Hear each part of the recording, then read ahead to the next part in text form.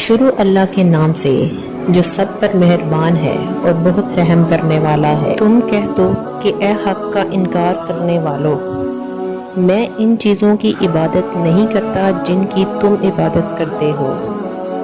اور تم اس کی عبادت نہیں کرتے جس کی میں عبادت کرتا ہوں، اور نہ میں اس کی عبادت کرنے والا ہوں جس کی عبادت تم کرتے ہو،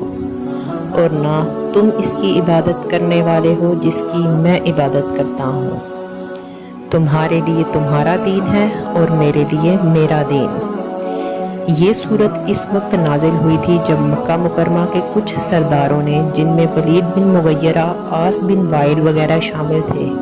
حضور صلی اللہ علیہ وسلم سے صلح کی یہ تجویز پیش کی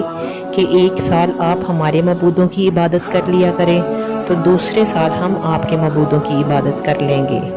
کچھ اور لوگوں نے اسی قسم کے کچھ اور تجاویز بھی پیش کی، جن کا خلاصہ یہی تھا کہ حضور صلی اللہ علیہ وسلم کسی نہ کسی طرح ان کافروں کے طریقے پر عبادت کے لیے آمادہ ہو جائیں تو آپس میں صلح ہو سکتی ہے۔ اس صورت نے دو ٹوک الفاظ میں واضح فرما دیا کہ کفر اور ایمان کے درمیان اس قسم کی کوئی مصالحت قابل قبول نہیں ہے جس سے حق اور باطل کا امتیاز ختم ہو جائے اور دین برحق میں کفر کی ملاوٹ کر دی جائے۔ ہاں، اگر تم حق قبول نہیں کرتے تو تم اپنے دین پر عمل کرو جس کے نتائج تم خود بھگتو گے، اور میں اپنے دین پر عمل کروں گا اور اس کے نتائج کا میں خود ذمہ دار ہوں۔